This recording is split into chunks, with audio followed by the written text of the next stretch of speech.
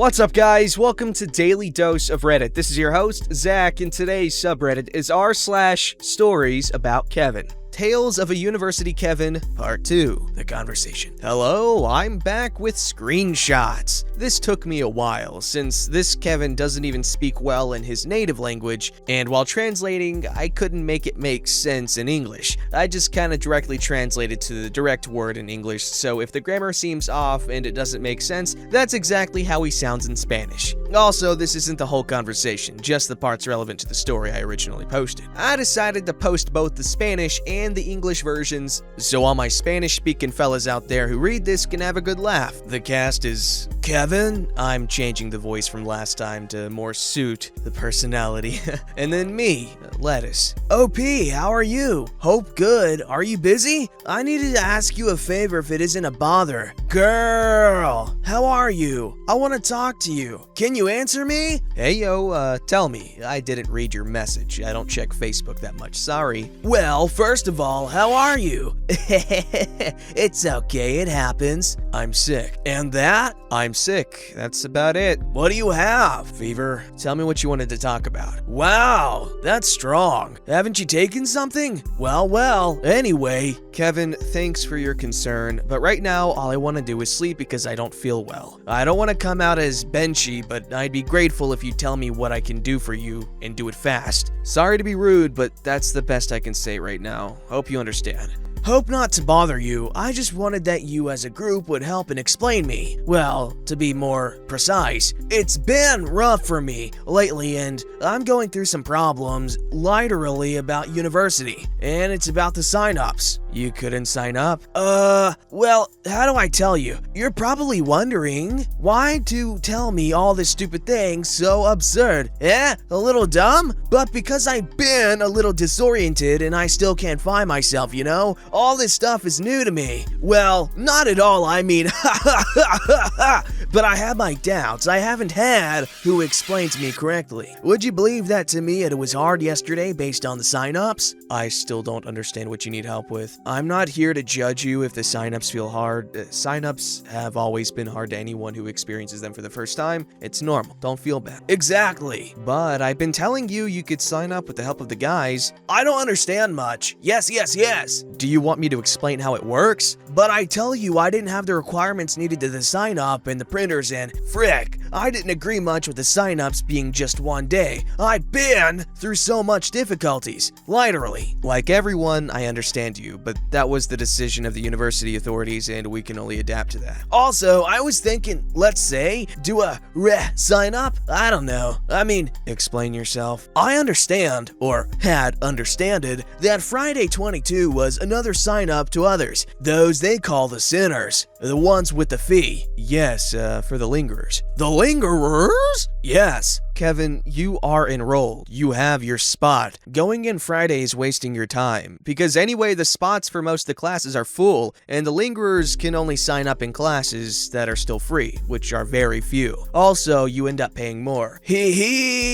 Pardon my ignorance. Yeah, well, you lose time, money, and energy. Don't eat your head over it. But it is as I tell you, I was the last one literally. They gave me a sucky schedule and days, and I was interested in, I don't know, in picking some of the elective subjects that caught my attention. And to that, between so many doubts, I would like for you to explain it to me. Also, I'm not okay. Maybe I'm the least suitable to tell you this, but it is this way, and no one helps me to say it that way. Again, to say it that way? Well, you're supposed to do your own schedule and arrive early to make sure you don't lose your spot and choose your schedule. Arriving last was an awful mistake. We can't do anything. Sorry, even if you ask us as student council, we can't make an exception and put you over all the people who arrived early and had to wait in line since 7 a.m. or earlier. We can't open more spots in classes because that's the teacher's job. If they won't open an extra spot, there's not an extra spot. There's just so much we can do as student representatives. Insert explanation of how the schedule system and signups work. Also the page where he could have found this info. And what are the odds that even if I'm already enrolled, there's an attempt to sign up an elective subject? Is there one at least? Is it possible? Yes, it sounds stupid and absurd, the question, but I had that curiosity, and since I'm technically new in that, like I said. What subject is it? Don't mean to sound rude, but all of this you're telling me can only be sorted out with a teacher who can make the exception. And the teacher is probably gonna tell you, your problems aren't my problem, and I don't care that you're new. That's in the best case scenario. The worst is that they'll literally tell you to go eat crap. I'm telling you this so you understand how things work, and that there are lines that student council can't cross. I had the bad luck of not having no one or how to guide me during the time. Yeah, I know. It's another level.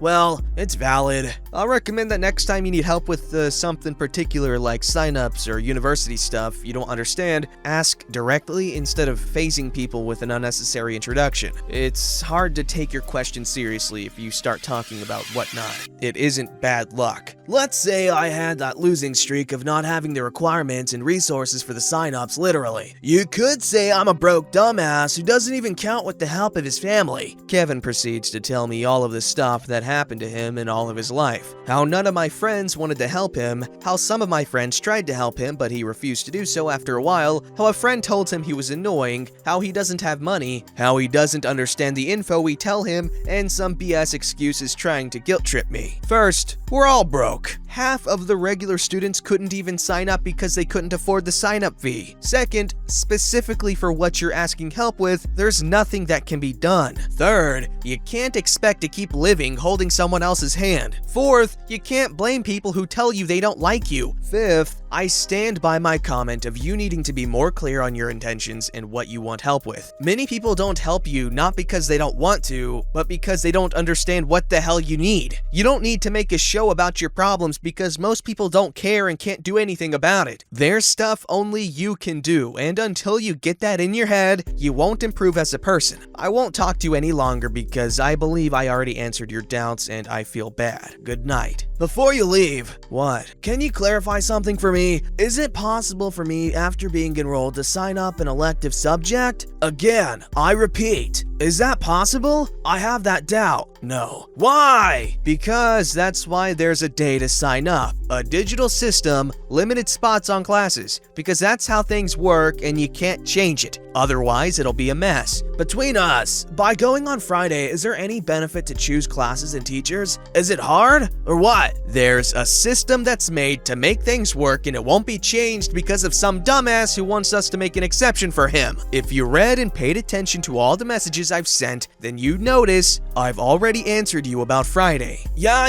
I know, but for example, going on Friday will benefit me choosing teachers and classes? That means no? And if you want to see classes as a listener, is possible? Just one? Maybe? He kept messaging me after that, but I ignored him and never talked to him again. That was the last time I tried to help him with anything. I genuinely wanted to help this guy out of pity because he seemed so lost and lonely at the beginning, but I got tired of his BS. Oh man, I know what this guy's dealing with. I mean, not to that extent, obviously, but people just asking you over and over for obvious information that you've already given them help with, but they're just dumb and they don't want to listen to you. But goodness gracious, Kevin's up. This story's called Kevin the Dishwasher. This story comes from my time in high school working as a dishwasher at a small country club in my town. Now, there were several Kevins who worked there with me, but this Kevin takes the cake. To set the stage, it should be noted that he looked, sounded, and acted just like Chunk from the Goonies. Like, uncanny. We actually asked if they were related, but he didn't know what the Goonies were, so no dice on that one. Regardless, imagine Chunk doing all of this. Now, he worked for the restaurant for 1.5 months. Technically 3, but we'll get into that at the end. So all of this happened in an incredibly short amount of time. On a slower night, all the dishwashers were all assigned to a different cleaning job around the restaurant. I had to organize a supply closet, one guy had to scrub the spills and gunk that was burned on the bottom of one of the stoves, Kevin just had to scrub and mop the floor of a room where we keep the trash until the end of the night. Bags would leak and it would get super gross as it sat baking in the middle of summer. 2 weeks into our respective tasks, Kevin comes to me saying he can't do his job. I ask why and Kevin says the floor is made of wood. You can't scrub a wooden floor. First, yes, you can scrub a wooden floor. I don't know why he would would think you can't, but the bigger issue was that it's a concrete floor, like your typical gray flat with drain in the middle and a couple of cracks in it, concrete floor. Like, this is a stereotypical concrete floor that looked in no way like it was wood. Despite this, he was dead set on the fact that it was wood, couldn't be cleaned, and nothing I said would/could dissuade him. Since he was finished with his job, he decided to go out and sit at the bar. A big no-no, until me and the other guy was done. Our boss caught him and he got yelled at and was forced to scrub the floor whether he thought he could or not. One night, about 1 month since he started, we were all shooting the crap and talking about The Love Guru, which had just come out. Someone mentioned something about Mike Myers' performance and Kevin goes, "That can't be Mike Myers, he looks so young." We were so confused by this and asked what he meant. Kevin goes on to explain that Mike Myers was in Austin Powers. That movie was made in the 60s. He'd be super old. Now we're just dumbfounded and say, no, the first one came out in 1997, only 11 years prior to when this happened. But much like the floor, he was adamant that he was right. Look at how he dresses. That's all from the 60s. So we explained to him the concept of costumes in period piece movies, even though only the first 10 minutes is in the 60s, but he still doesn't get it. What's odd is he understood when we explained the concept of just because Johnny Depp is a pirate in the movie set in the 1700s doesn't mean he's 300 years old, but couldn't comprehend this. He left that night saying, "I'm gonna look into this and prove you wrong." Spoilers, he never found the proof. Now Kevin is quite possibly the worst/laziest worker I had ever seen in my 7 years of working there. See example 1. So it wasn't a surprise when he was let go. Now my boss, for some reason, when he wanted to fire someone, he wouldn't actually fire them. He would just not schedule them until they got the message and not come back. Usually 2 weeks at most for people to get it. Now Kevin was fired shortly after the Mike Myers incident, and we were all glad to see him gone. Fast forward a month and a half when Kevin walks into the kitchen, happy as a clam to check his hours. He sees again, no hours for him. He looks at me and cheerily says, "Oh well, another week off. This is a nice vacation." I and one of the cooks break it to him that he had been fired, to which he said, "No, I'm just on vacation, I guess." We explained it all to him, but again, he just couldn't understand it. We asked him if he didn't find it odd that he was working consistently multiple nights a week, and then suddenly none at all for over a month during the busy season for the club. He legit thought this was normal, and that his parents, both had to be Kevin's, told him so as well. I kind of felt bad for him, so I got my boss to officially fire him so he could try to get a job elsewhere. He took it real hard, and as he left, he asked when he'd get the checks for his vacation time off. With one last confused look on his face when he was told he wouldn't, Kevin walked off into the sunset, never to be seen again. Wherever you are, Kevin, please don't have children. Sorry, I'm 6 years too late to do a good Chunk impression, so I tried my best. Not really, but... But yeah, that guy's just helpless, man. Kevins are just helpless. What the hell?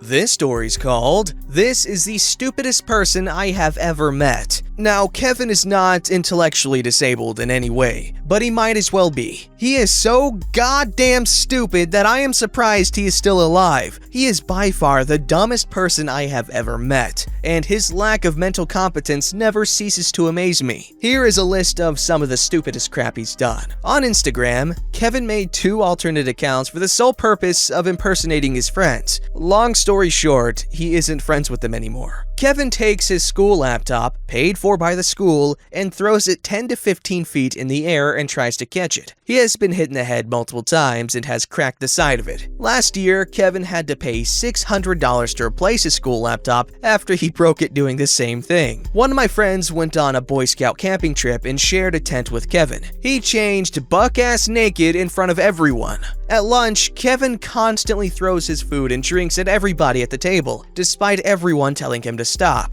We tried to kick him out, but to no avail. He threw an entire carton of chocolate milk on my friend's brand new sweatshirt and stained it. Kevin pirates music and movies off the internet and downloads them onto his school laptop. Kevin purposely tried to give his school laptop a virus and succeeded. Finally, for the dumbest freaking thing I have ever seen anyone do in my life, Kevin went skiing and decided that it would be a good idea to jump off the ski lift while it was moving. Kevin Kevin is the reason why I have no hope for humanity anymore. He is one of the stupidest people on the face of the earth. Thank you for coming to my TED Talk. I'm not gonna lie, I used to go skiing a lot when I lived in Colorado, and I've always kind of wanted to jump off the ski lift because it's like, hey, there's lots of snow down there, it shouldn't hurt too bad. But of course, I've never worked up the courage or lost enough brain cells to attempt that, but I might someday.